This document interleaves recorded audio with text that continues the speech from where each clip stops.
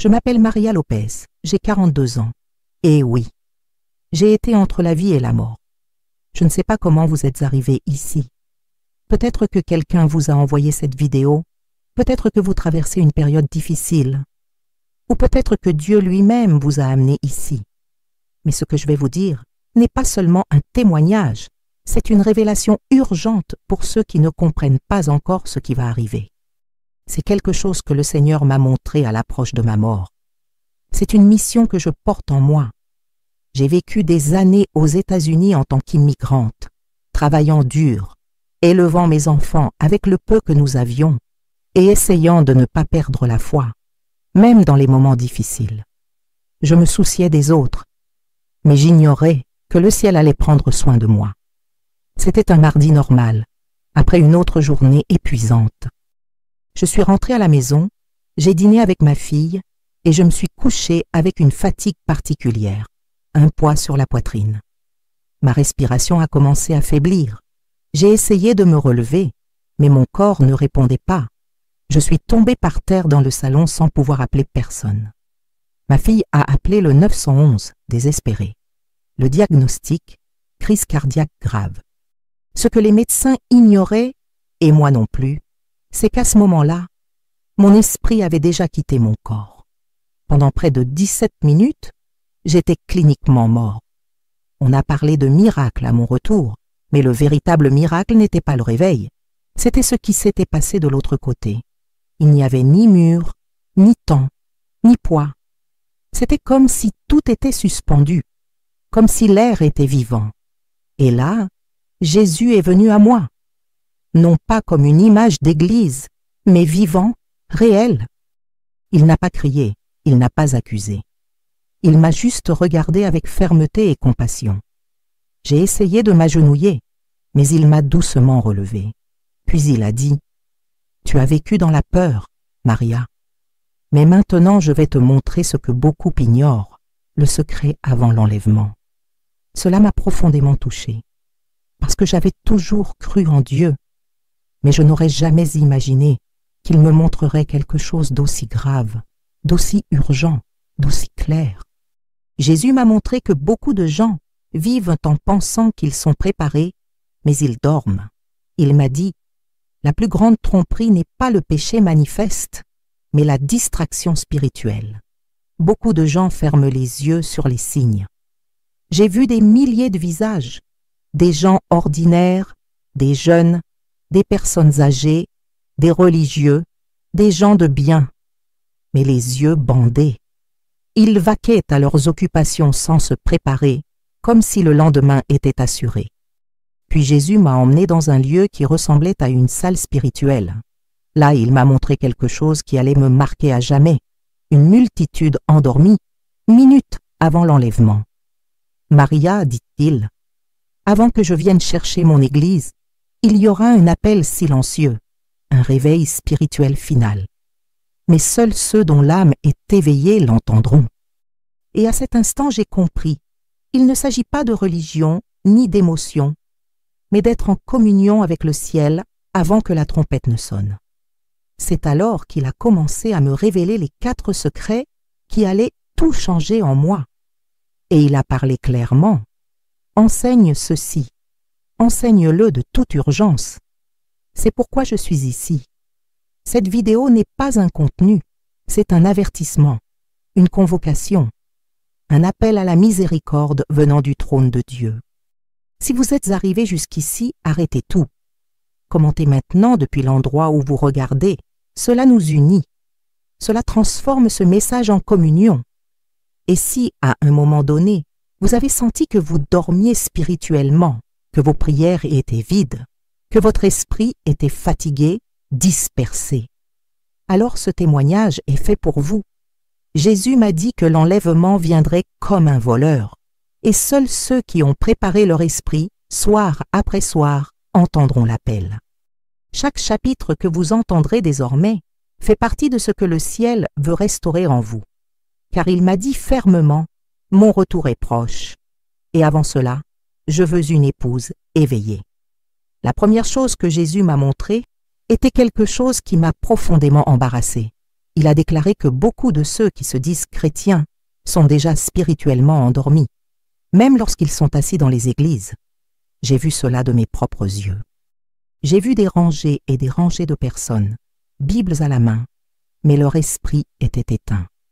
Ils étaient comme des bougies éteintes. Certains louaient même du bout des lèvres, mais leur cœur était ailleurs. Jésus m'a dit, le regard douloureux, « Ils se sont habitués à mon absence. Ils prient par habitude, mais ils ne m'écoutent plus. » Ces paroles m'ont profondément touché. Je pensais connaître Dieu, mais j'ai réalisé que pendant longtemps, je ne m'étais contenté que de répéter des prières. Je ne m'étais pas vraiment abandonné à lui. Il m'a emmené dans une maison. Là, un homme était agenouillé et disait qu'il priait, mais son esprit était occupé par son travail, ses factures et la peur. Et le Saint-Esprit était là, immobile, attendant d'être invité. Mais il n'y avait pas de place.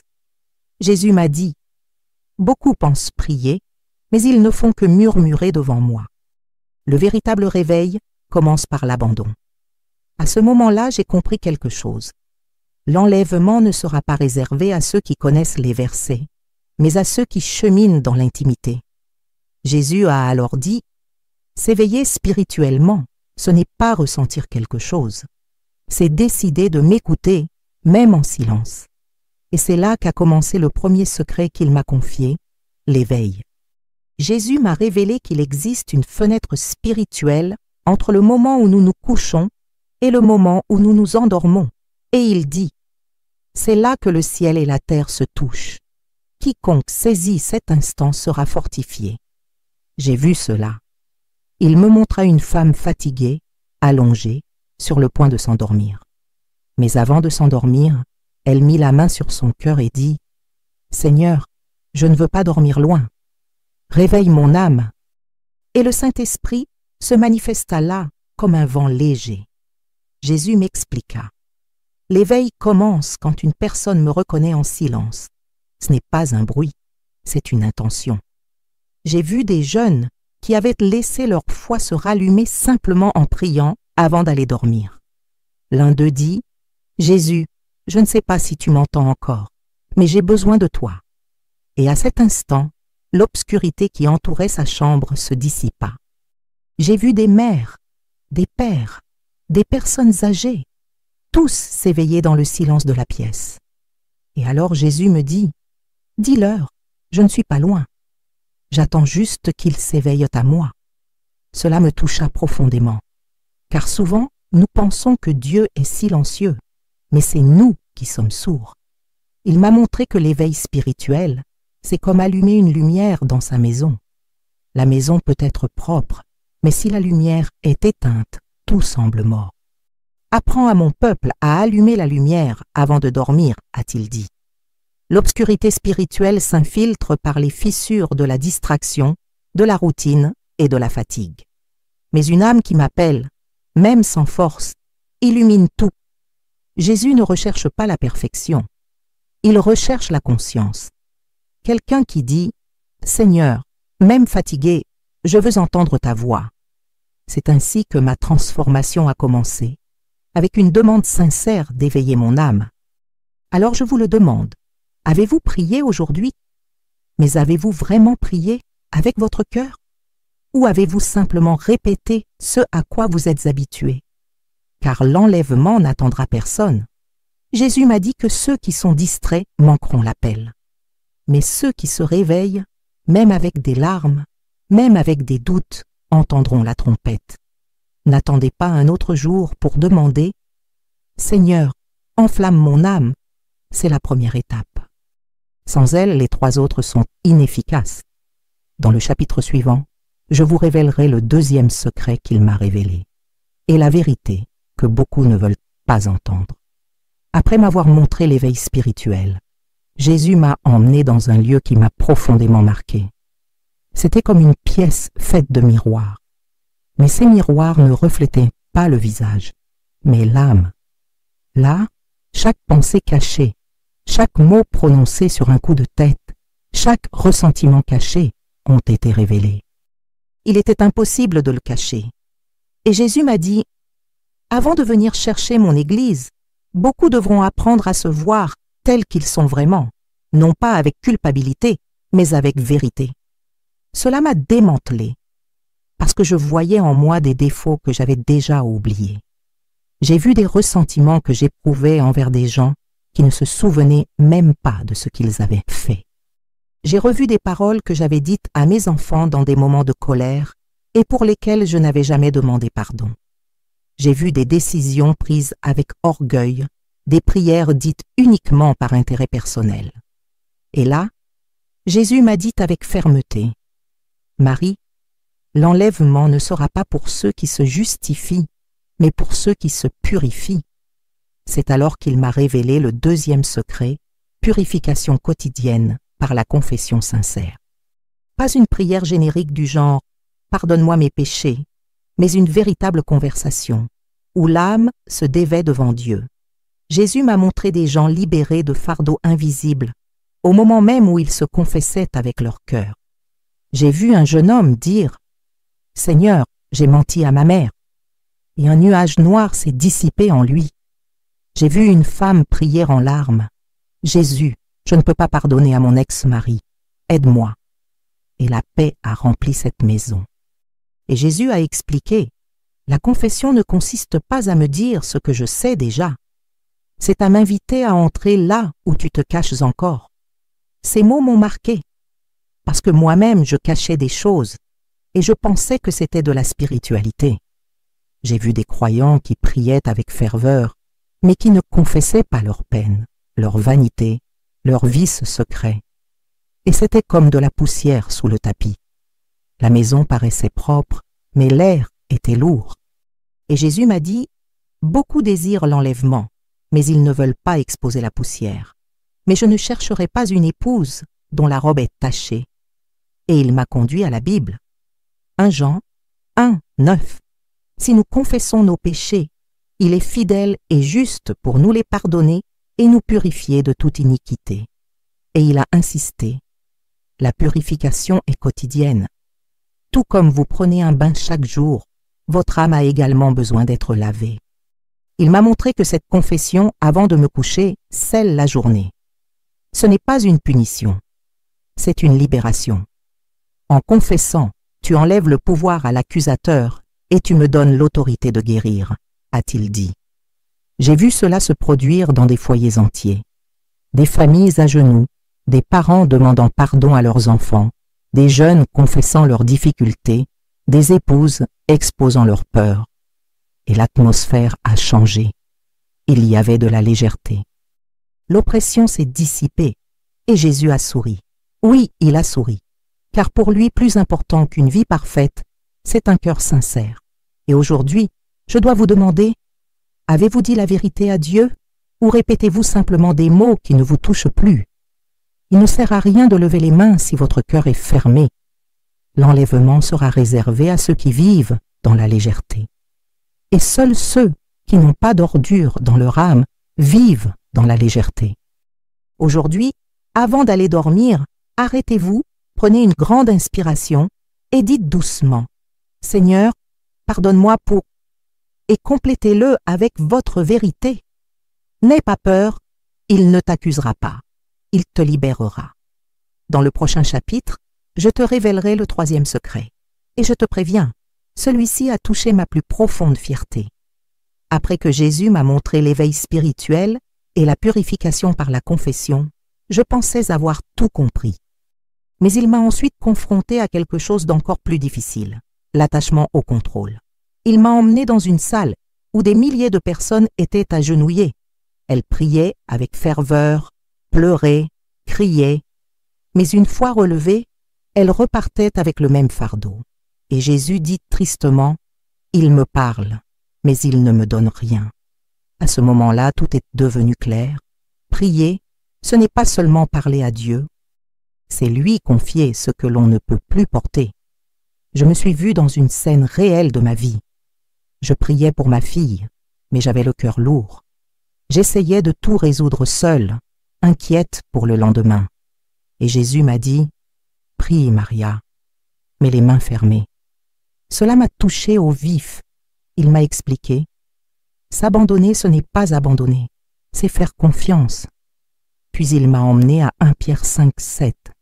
Déchargez-vous sur lui de tous vos soucis, car lui-même prend soin de vous. Mais il ne s'agissait pas seulement d'anxiété, il s'agissait de délivrer toute l'âme.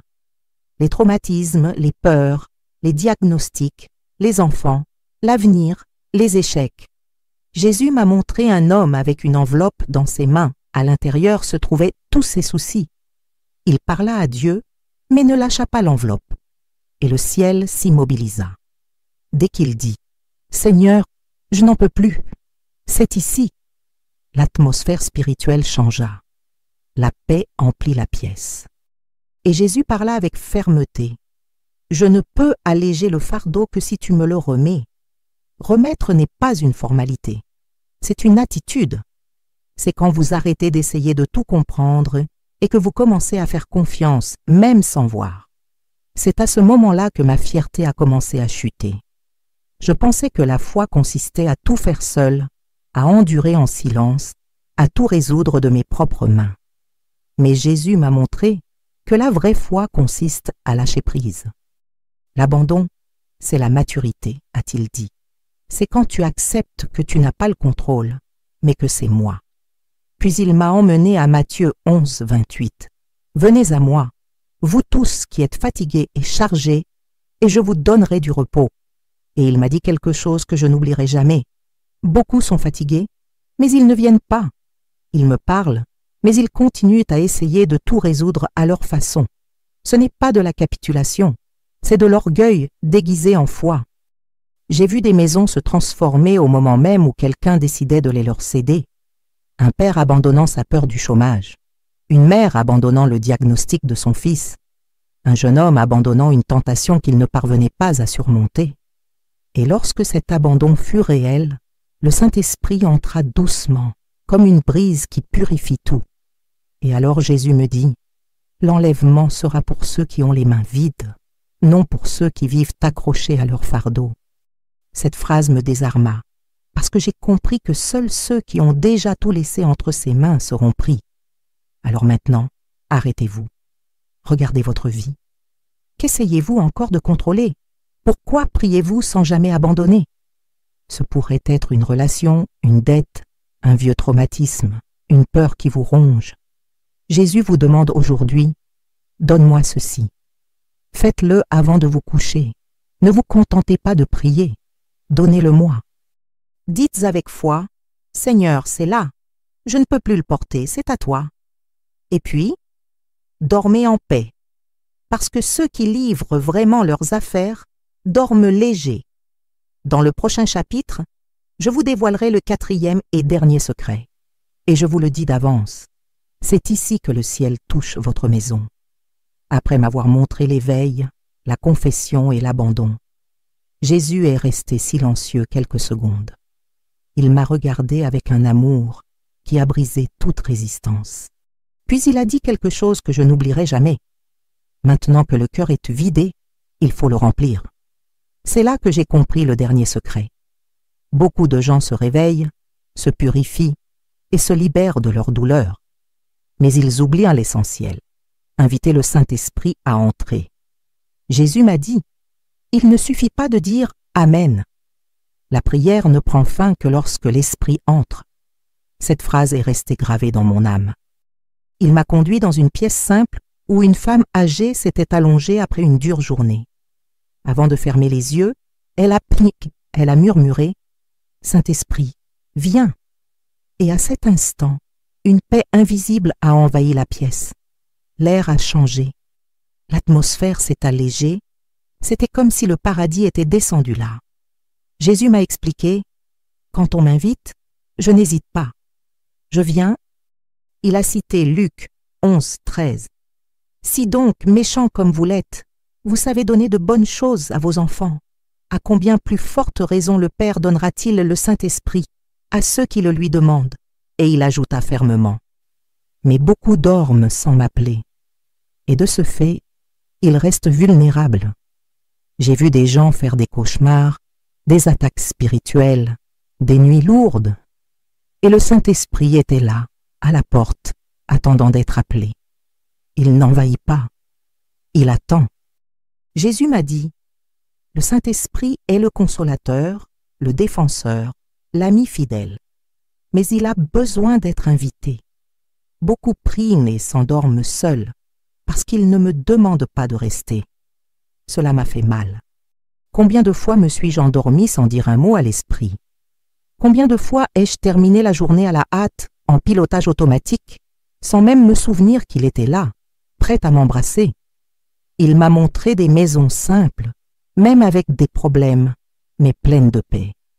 Parce que là, quelqu'un disait, avant de s'endormir, « Esprit Saint, entre !» Il m'a aussi montré des maisons spacieuses et confortables, mais spirituellement froides. Jésus a dit, « Ce n'est pas la taille de la maison qui attire ma présence, c'est la sincérité de l'invitation. » Il m'a conduit au psaume 16:7. « Je bénirai l'Éternel qui me conseille, même mes reins m'instruisent pendant la nuit. » Et il a dit, « Beaucoup veulent entendre ma voix pendant la journée, mais oublient de m'appeler la nuit. » Cela m'a apporté peur et regret. Alors Jésus parla sérieusement. « Quiconque s'endort sans m'inviter laisse la porte entr'ouverte. Et là où la porte est ouverte, l'ennemi essaie d'entrer. » Ce n'était pas une menace. C'était un avertissement plein d'amour. Il ne veut pas que nous ayons peur, il veut que nous soyons conscients. Il m'a montré qu'inviter l'esprit avant d'aller au lit ne nécessite pas de mots compliqués ni de rituels compliqués. C'est un geste, un murmure, un cœur ouvert qui dit « Reste avec moi ». J'ai vu des enfants dormir paisiblement, des épouses se sentir soulagées, des foyers se sentir protégés, tout cela parce que quelqu'un a eu le courage de dire « Viens, Saint-Esprit ». Et maintenant, je vous le demande sincèrement, avez-vous invité le Saint-Esprit à entrer chez vous avant de vous coucher? Ou terminez-vous simplement la journée par un bonne nuit mécanique? Si ce n'est pas encore fait, c'est le moment. Avant de fermer les yeux, prenez une grande inspiration et dites « Saint-Esprit, viens, reste avec moi, parle-moi dans mes rêves et dormez en paix. Car lorsque l'Esprit entre, la peur s'en va, les ténèbres s'éloignent et sa présence vous enveloppe comme un voile protecteur. » Dans le prochain chapitre, je vous raconterai ce qui s'est passé lorsque je suis revenu à la vie. Et pourquoi Jésus m'a dit « Maintenant, enseigne » parce que le temps presse. Quand j'ai ouvert les yeux aux soins intensifs, les lumières m'ont aveuglé pendant quelques secondes. Les machines faisaient un bruit continu et j'avais des tubes dans la bouche. J'entendais des voix lointaines et le bruit du moniteur cardiaque qui s'emballait. J'étais de retour, mais je savais que quelque chose avait changé en moi. Ce n'était pas seulement le corps qui essayait de récupérer, c'était l'âme qui avait été restaurée. Je n'avais pas la force de parler, mais au fond de mon cœur, les mots étaient déjà prêts. « Merci Seigneur, pardonne-moi, je te donne tout. Esprit Saint, viens. » C'était la première fois que j'utilisais les 4 secrets en dehors de cette vision, et le résultat fut immédiat. Une paix surnaturelle envahit la pièce, comme si le ciel lui-même me recouvrait. Les infirmières ont commencé à remarquer quelque chose. L'une d'elles m'a demandé « Tu dors bien, Maria ?» Je ne pouvais pas répondre avec ma bouche, mais mes yeux disaient tout. Oui, je dormais avec lui. Et ce n'était pas une simple métaphore, c'était réel. Chaque fois qu'elle me laissait seule dans la chambre, je faisais la même chose. Non pas par peur, mais par plaisir. J'ai commencé par la gratitude, j'ai avoué ce qui me pesait encore, j'ai renoncé à demain et j'ai invité l'esprit à rester. Et il est toujours venu. Dans cette unité de soins intensifs froide, entourée de douleurs et de diagnostics, je vivais les nuits les plus profondes de ma vie. Mon corps était faible, mais ma foi n'avait jamais été aussi forte. Et c'est là qu'elle a commencé à déborder. Une collègue infirmière, insomniaque depuis des années, est venue me rendre visite. Malgré ma voix faible, je lui ai soigneusement enseigné les 4 étapes. Elle a souri, trouvant cela magnifique, mais doutant que cela fonctionne. 2 nuits plus tard, elle est revenue en pleurant. « Maria, j'ai dormi sans médicaments. j'ai rêvé que Jésus me serrait dans ses bras. Et à ce moment-là, j'ai compris. Ce que Jésus m'a montré n'était pas seulement pour moi. C'était une mission, une arme contre le chaos. Chaque jour, j'étais davantage convaincu de la nécessité de parler, d'enseigner et de témoigner. Une patiente nommée Estella, qui prenait de puissants somnifères, a accepté d'apprendre les 4 étapes. Cette nuit-là, elle a dormi 7 heures d'affilée, ce qui ne lui était pas arrivé depuis des années. Une adolescente constamment en proie à des cauchemars a prié sincèrement avant de s'endormir et a fait, pour la première fois, un rêve paisible. Une femme qui avait senti une présence maléfique dans sa chambre a raconté qu'après avoir prié et invoqué le Saint-Esprit, l'obscurité a disparu, comme si quelqu'un avait allumé la lumière. Ces témoignages ont commencé à se multiplier comme des graines dans le vent. Il ne s'agissait plus de moi. Il s'agissait de lui. Il s'agissait de la promesse que Jésus m'avait faite entre la vie et la mort. Enseigne ceci à mon peuple. Il faut qu'il le sache avant qu'il ne soit trop tard. Et j'ai obéi. À ma sortie de l'hôpital, je suis rentré chez moi encore fragile, mais avec une force qui n'était pas la mienne. Des tâches simples, comme faire le lit ou laver un verre, sont devenues sacrées. Car je faisais tout avec l'Esprit Saint à mes côtés. Et le soir, cette humble chambre se transformait. Ce n'était plus seulement un lieu de repos, c'était un autel de communion. Et comme Jésus me l'avait promis, les 4 étapes ont commencé à tout changer. Les nuits autrefois pesantes devinrent légères. Les jours qui commençaient dans la peur s'élevaient désormais avec détermination. La prière avant de s'endormir n'était plus une routine, c'était une rencontre. Et je savais, ce secret qu'il m'avait révélé entre la vie et la mort, c'était la carte dont beaucoup avaient besoin pour survivre aux jours à venir. Et c'est ce dont je vais vous parler dans le prochain chapitre. Car ce que Jésus m'a montré à propos de 2025 me laisse encore bouche bée aujourd'hui. La 3e nuit après ma sortie des soins intensifs, j'ai fait un rêve unique en son genre. Il n'était ni flou ni brumeux. Il était clair, comme si j'étais éveillée. Dans ce rêve, je me tenais à côté de Jésus. Devant nous se trouvait une immense fenêtre donnant sur le monde. Mais ce que j'ai vu de l'autre côté m'a laissé sans voix. Des villes silencieuses, des gens qui courent, des sirènes hurlantes, des nouvelles confuses, des parents qui serrent leurs enfants dans leurs bras dans le noir et un sentiment de désespoir qui flotte dans l'air. J'avais l'impression d'un mélange de chaos social, émotionnel et spirituel. Puis Jésus m'a dit « Nous sommes en 2025 et cette prière sera le refuge de beaucoup. » Ces paroles résonnaient en moi avec un poids que je n'avais jamais ressenti auparavant. Il ne parlait pas avec peur, mais avec compassion, comme s'il avertissait un enfant de ce qui allait arriver. Il me montrait des maisons protégées, non pas par de hauts murs, mais par des lumières spirituelles venant de l'intérieur. Et il me dit, dans ces maisons, quelqu'un a prié, quelqu'un m'a invité, quelqu'un a accompli les 4 étapes. Puis il me montra d'autres maisons obscures, pleines de confusion, de peur et d'attaques spirituelles. Et il dit tristement, ceux-là n'ont pas compris l'urgence. Ils ont dormi comme si le lendemain était assuré. Et cela me brisa le cœur. J'ai vu des scènes réelles dans des endroits comme New York, Madrid, Mexico, São Paulo.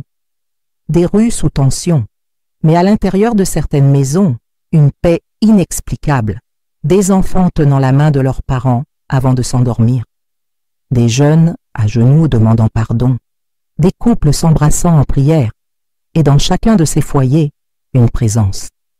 Ce n'était pas une émotion, c'était le Saint-Esprit. Jésus a alors dit, « Le monde sera en émoi, la nuit spirituelle sera dense, mais celui qui apprendra à m'invoquer avant de s'endormir sera protégé. » Et il m'a révélé quelque chose d'encore plus profond. L'enlèvement ne surprendra pas ceux qui vivent en communion. Ils en reconnaîtront les signes. Il m'a montré que beaucoup de gens attendent encore de grands signes dans le ciel, mais ignorent les signes dans leur cœur. j'ai vu une femme se préparer pour aller au lit, et avant de fermer les yeux, elle a dit « Seigneur, je sais que ton retour est proche. Prépare mon esprit. » Et à cet instant, une armure spirituelle s'est formée autour d'elle. Jésus a expliqué « Chaque nuit, quand on prie avec ferveur, on revêt sa lumière. » Cela a résonné en moi, car bien souvent, nous nous préparons pour la journée, mais oublions de nous préparer pour la nuit. Et c'est à ce moment-là que Jésus m'a dit « La bataille la plus subtile se déroule pendant que tu dors. » J'ai vu des démons essayer d'entrer dans des maisons où la prière n'était pas dite, et j'ai vu ces mêmes esprits se retirer à une simple phrase « Saint-Esprit, reste avec moi ce soir. » Jésus a dit « La prière que je vous ai enseignée n'est pas seulement un réconfort, c'est une guerre, c'est une stratégie, c'est une couverture. » Et il a renforcé « L'enlèvement sera comme l'éclair. Et quiconque est en communion, même endormi, sera enlevé. » À cet instant, j'ai tout compris. Cette révélation n'était pas destinée à effrayer, elle était destinée à préparer. Le monde criera, la nouvelle sèmera la confusion. Mais celui qui garde l'habitude de prier avant de dormir, vous entendrez sa voix même au milieu de la tempête. Alors je vous le demande maintenant, avec toute la vérité dans mon cœur, êtes-vous prêts? Ou vivez-vous comme si vous aviez tout le temps? Car 2025 ne sera pas une année comme les autres. Elle a déjà commencé à s'accomplir. Jésus me l'a montré. Et il m'a dit avec autorité, « Enseigne, enseigne avec urgence, car beaucoup dorment encore sans savoir que cette nuit pourrait être la dernière avant mon retour. » Et c'est là que j'ai compris.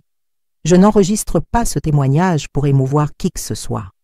Je suis là pour répondre à une vocation. Et dans le prochain chapitre, je vous raconterai comment cet appel a commencé à changer tout ce qui m'entourait, y compris ceux qui ne croyaient en rien. Après cette vision de 2025, j'ai compris que je ne pouvais plus la garder pour moi. Revenir à la routine équivaudrait à trahir la confiance de Jésus. J'ai donc commencé doucement, d'abord avec ma famille. Mon mari, qui a toujours été plus sceptique, écoutait tout avec respect, mais sans émotion. Je n'ai pas insisté.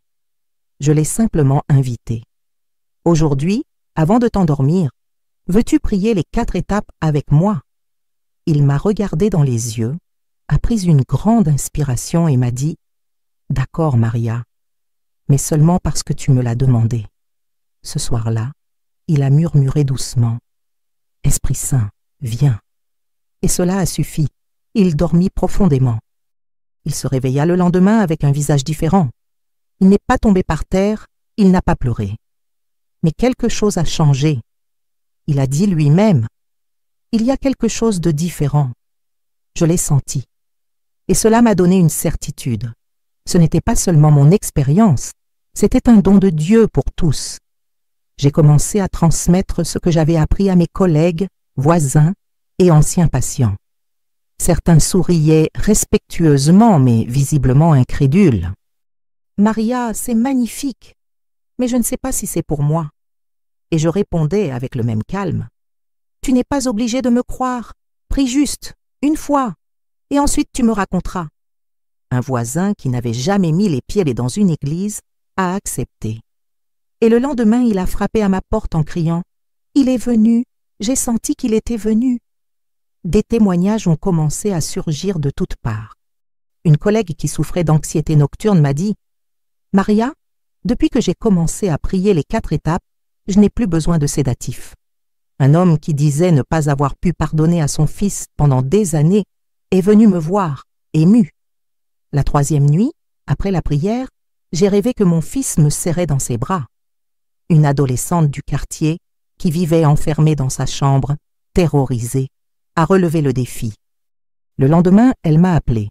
« Tante Maria, j'ai dormi sans peur pour la première fois. » Et j'ai su, le Saint-Esprit confirmait tout ce qui m'était révélé. Mais l'un des moments les plus mémorables fut avec un patient nommé Georges. Il était en phase terminale, sceptique, froid. Quand je suis entré dans sa chambre, il m'a simplement dit « Tu peux prier, mais je ne crois pas à ces choses-là. » J'ai souri et j'ai répondu, « Tu n'es pas obligé. Je crois pour nous deux. » J'ai prié là en silence. J'ai suivi les 4 étapes. Et cette nuit-là, il s'est endormi paisiblement.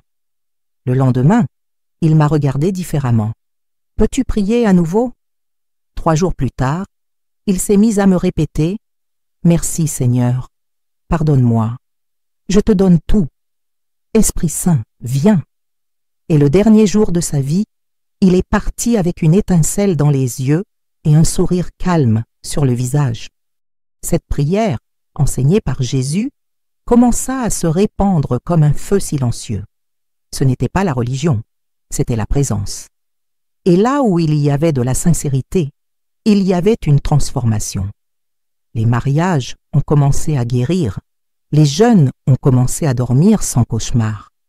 Les enfants s'endormaient en serrant leurs parents dans leurs bras, répétant les 4 phrases. Et même les non-croyants, au bout d'un moment, ne pouvaient plus le nier. Il y a quelque chose là-dedans. Il y a quelque chose de réel là-dedans. Et je savais ce que c'était. C'était lui. C'était le Saint-Esprit qui m'avait promis « Apprends-moi ceci ». Même les sceptiques seront touchés en me connaissant. Aujourd'hui, je dois vous demander, qui dans votre vie n'a pas encore cru? Qui aimez-vous, mais pensez-vous ne jamais prier? N'abandonnez pas, ne forcez pas, enseignez avec amour, priez pour eux. Puis invitez-les. Veux-tu essayer juste ce soir?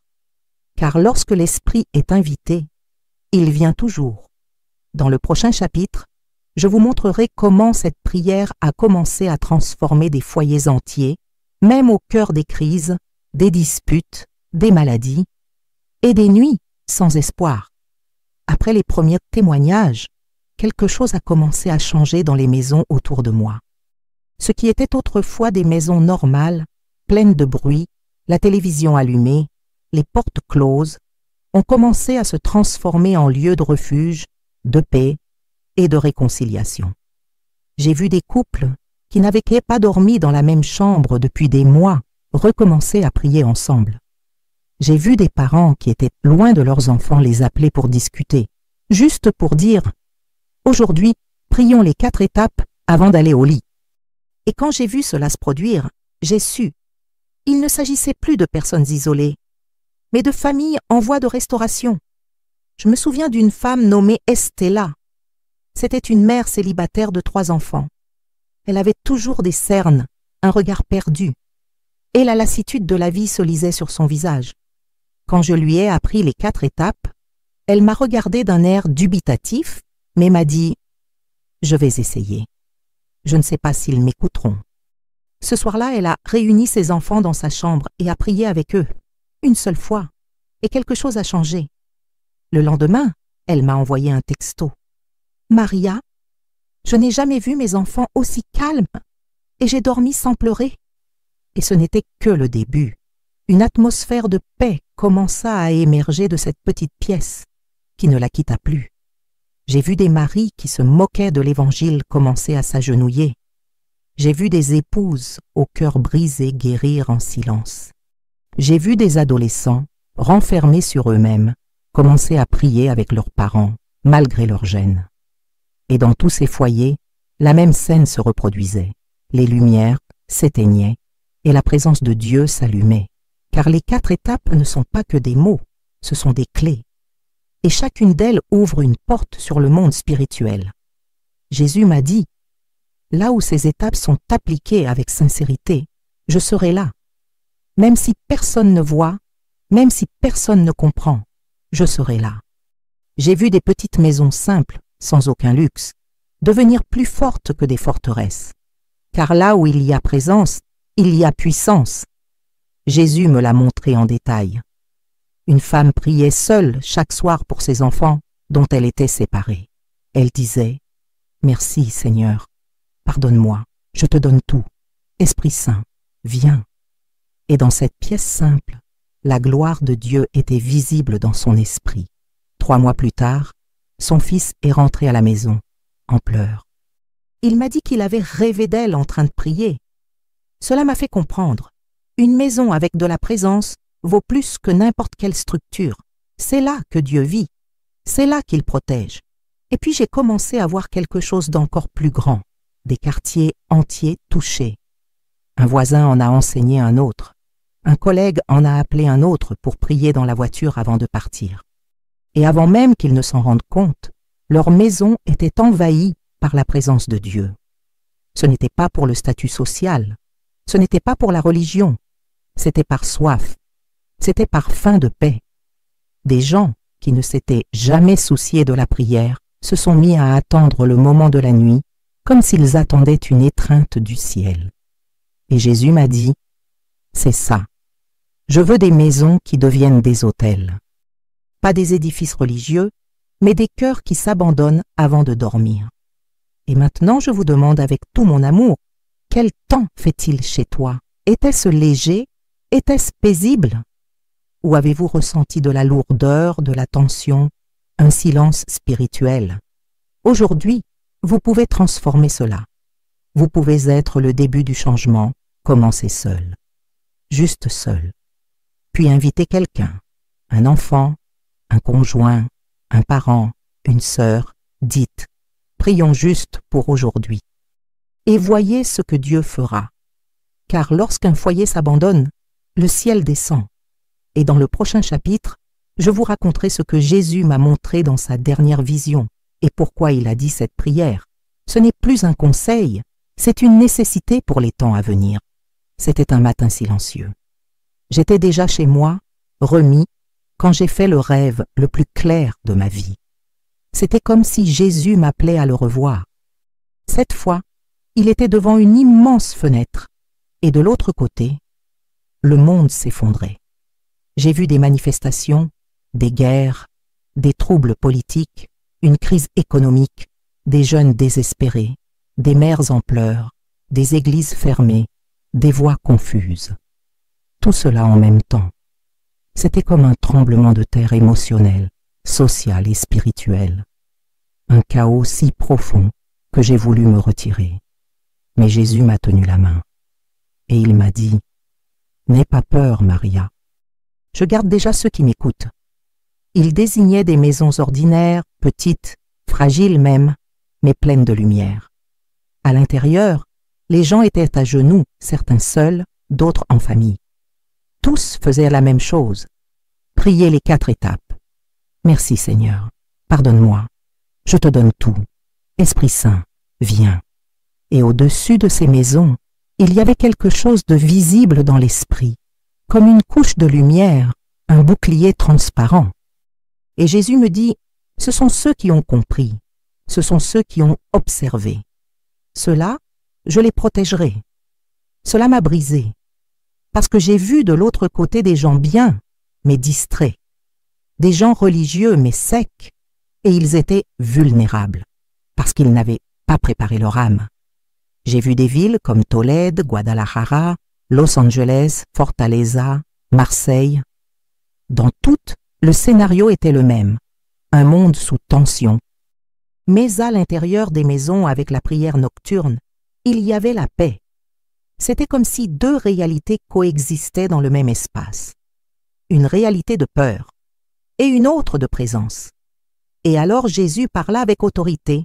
« Marie, dis à tous. » Cette prière sera un refuge au milieu de la tempête. Ce n'est plus un conseil, c'est un refuge. Et il m'a montré que cette routine spirituelle, faite avec vérité, prépare l'esprit à l'enlèvement. Il m'a montré le moment exact de son retour, pas avec une date, mais avec intensité, comme un éclair de lumière qui a traversé le monde entier. Et ceux dont le cœur était éveillé, pur, abandonné et empli de présence, étaient attirés comme des aimants.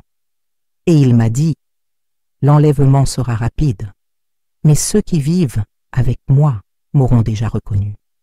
Puis, il m'a regardé dans les yeux et m'a dit, enseignez ceci, car beaucoup attendent des signes extérieurs, mais ignorent la préparation intérieure.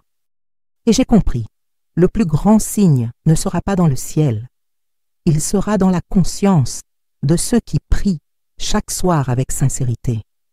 J'ai vu des jeunes abandonnés par distraction, J'ai vu des gens qui prêchaient sans prier. J'ai vu de belles maisons, vides de toute présence. Et j'ai vu des taudis où résidait le Saint-Esprit. Jésus m'a expliqué: cette prière purifie, réveille, délivre et invite. Elle transforme l'intérieur, et ceux qui vivent ainsi m'entendront au dernier appel. Il a conclu en me regardant avec un poids spirituel que je n'oublierai jamais. Les jours seront mauvais, mais celui qui dort avec moi se réveillera avec moi. Celui qui m'appelle avant de fermer les yeux aura ma main tendue quand la trompette sonnera. Maintenant je vous le demande avec crainte. Si aujourd'hui était la dernière nuit avant l'enlèvement, seriez-vous prêts? Non pas en fonction de votre religion, de votre fréquentation de l'Église ou de vos valeurs morales, mais de votre véritable connexion avec Dieu. Le ciel ne viendra pas à la recherche de visages familiers, mais de cœurs unis. Et cette connexion commence chaque soir, dans les dernières minutes avant de se coucher. Dans le prochain chapitre, je vous raconterai comment cette mission que j'ai reçue a commencé à se propager dans d'autres pays, d'autres cultures, d'autres langues. Car Jésus m'a dit: ce message est pour le monde entier, avant qu'il ne soit trop tard. Après la vision des derniers jours, je savais que je ne pouvais plus m'arrêter. La prière en 4 étapes n'était plus une expérience personnelle, c'était une convocation céleste. J'ai commencé à partager du mieux que je pouvais, messages simples, enregistrements vocaux, conversations dans le bus, vidéos personnelles. Et ce qui s'est passé ensuite a dépassé tout ce que j'aurais pu imaginer. Des gens ont commencé à m'écrire de partout, d'abord de différents États, puis de pays que je n'avais jamais visités, le Mexique, l'Espagne, la Colombie, les États-Unis, l'Angola. Des gens qui avaient entendu et prononcé la même phrase: « J'ai prié, et il est venu ». C'était comme un réveil collectif que personne ne pouvait arrêter. Des groupes de prière ont commencé à surgir à des moments inattendus. Des mères priant avec leurs enfants dans des appartements exigus. Des hommes d'affaires priant seuls à l'hôtel avant de se coucher. Des jeunes dans des résidences universitaires, enseignant à leur père 4 phrases, juste 4, mais dites-les vraiment. À chaque endroit, une histoire. À chaque histoire, la présence de Dieu. Et j'ai compris, ce que Jésus m'a donné n'était pas une formule. C'était un manteau spirituel qui pouvait couvrir n'importe quelle nation. Cela ne dépendait ni de la culture, ni de la langue. C'était le paradis qui touchait ceux qui le voulaient. J'ai reçu un message d'une Française. Elle disait: « Maria, je ne parle pas espagnol, mais j'ai traduit tes paroles et j'ai prié avec mon fils. Il pleurait depuis des semaines. Aujourd'hui, il s'est endormi en souriant. » Puis un jeune Nigérian m'a écrit: « J'ai vu ta vidéo traduite. J'ai beaucoup pleuré. J'avais l'impression d'être bloqué. Maintenant, je prie tous les soirs et la paix est revenue. » Un policier américain à la retraite m'a dit: « J'ai trouvé cette vidéo par hasard, ou peut-être que Dieu m'a guidé. » J'étais sceptique, mais après 3 nuits de prière, j'ai rêvé que Jésus me couvrait d'une lumière. Et j'ai pleuré, car j'ai vu s'accomplir la prophétie: enseigner le monde entier. Le Saint-Esprit a commencé à créer un réseau invisible de foyers éveillés. Des maisons autrefois silencieuses commencèrent à respirer spirituellement. Des gens ordinaires, sans gloire ni chair, devinrent les ambassadeurs de cette prière. Sans titre, sans rituel. Juste avec un cœur sincère disant: « Seigneur, merci. Pardonne-moi. Je te donne tout. Esprit Saint, viens. » C'était comme une flamme silencieuse qui se transmettait de main en main, d'âme en âme, de génération en génération. Et Jésus m'a révélé quelque chose d'encore plus profond. Ce mouvement n'aura pas de visage, il portera ses fruits, et il sera reconnu au ciel. Et puis, il m'a révélé une dernière chose dans cette vision. Avant de venir, cette prière sera entendue en de nombreuses langues, non seulement dans les églises, mais aussi dans les cuisines, dans les chambres, dans les prisons, dans les hôpitaux. Et partout où elle sera récitée en vérité, je serai là. Ces paroles m'ont brisé. parce que j'ai vu combien Dieu aime les gens, même ceux que la religion rejette, même ceux qui ont commis de nombreuses erreurs. Jésus veut atteindre tout le monde. Mais il a besoin de cœurs disponibles. C'est pourquoi je suis ici, non pas pour me laisser émouvoir, mais pour obéir. Cette mission est désormais aussi la vôtre. Et dans le prochain chapitre, je vous remettrai ce manteau, car à partir d'aujourd'hui, la vocation repose aussi sur vous. Si vous êtes arrivé jusqu'ici, ce n'est pas par hasard. Peut-être avez-vous commencé par curiosité, peut-être par désespoir, peut-être cherchiez-vous quelque chose que vous ne pouviez même pas expliquer. Mais maintenant, vous savez, Jésus m'a appris quelque chose entre la vie et la mort. Et maintenant, il vous appelle à la vie. Ce qui a commencé dans un lit d'hôpital a désormais traversé les frontières, les foyers, les langues et les religions. Car le ciel ne recherche pas la perfection, il recherche l'abandon. Et cette simple prière, enseignée par Jésus, n'est plus la mienne. Elle est la nôtre. Elle est la vôtre. C'est une clé laissée pour ceux qui veulent dormir en paix et se réveiller avec le ciel. Ce message n'était pas seulement pour moi, ni pour ceux qui croient déjà. C'était pour tous ceux qui respirent encore. Car tant qu'il y a de la vie, il est temps de se préparer. Jésus m'a dit « Enseigne mon peuple ». Même ceux qui se moquent encore auront un jour besoin de refuge. Et cette prière sera un abri pour ceux qui n'ont nulle part où aller. J'ai compris que le plus grand champ de bataille spirituelle n'est pas le monde, c'est l'esprit.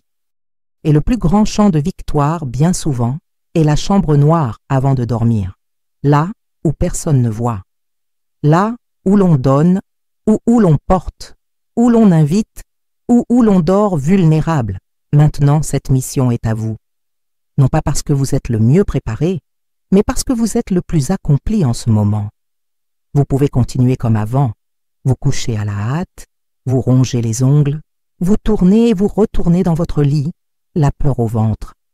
Ou vous pouvez faire autrement, vous pouvez tout arrêter, fermer les yeux et dites sincèrement « Merci Seigneur, pardonnez-moi, je te donne tout, Saint-Esprit, viens ». Ce ne sont que 4 phrases, mais avec elles, le ciel nous tombe sur la tête. Cette prière a déjà transformé des pays, des familles, des diagnostics, des addictions, des nuits de terreur. Elle a chassé des esprits, apaisé des angoisses, restauré des relations. Car ce n'est pas qu'une prière, c'est une clé, c'est une armure. C'est une invitation au Dieu vivant à demeurer avec vous.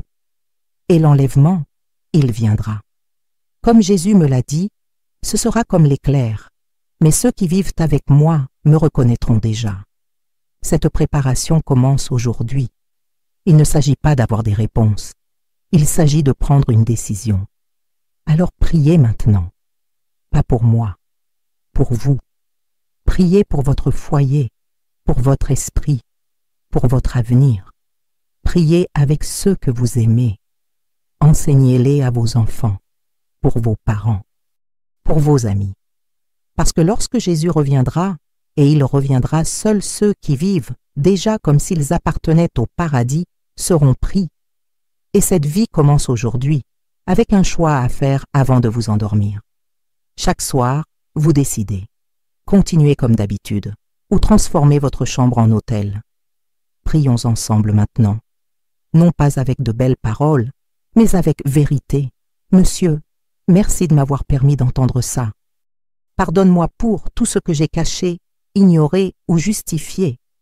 Aujourd'hui, je te donne tout, mes peurs, mes erreurs, mes douleurs et mes doutes. Et avec humilité, Saint-Esprit, entre. Reste avec moi ce soir. Couvre mon sommeil, parle-moi dans mes rêves, garde mon esprit, et quand le Seigneur reviendra, je veux être prêt. Amen. Si vous avez prié avec moi, commentez ci-dessous. J'ai prié. Dites-nous d'où vous regardez.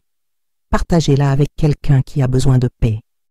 Envoyez-la à un ami, à votre mère, à un voisin. Parce que cette prière peut sauver une vie. Elle a déjà sauvé la mienne. Cette chaîne n'est pas seulement du contenu, C'est un ministère, c'est un appel, c'est une préparation. Et à partir d'aujourd'hui, cette mission est aussi la vôtre. Pas besoin d'être parfait. Il suffit d'être disponible. Jésus m'a dit, « Enseigne à mon peuple, avant qu'il ne soit trop tard. » Et c'est ce que j'ai fait. Maintenant, vous apprends aussi.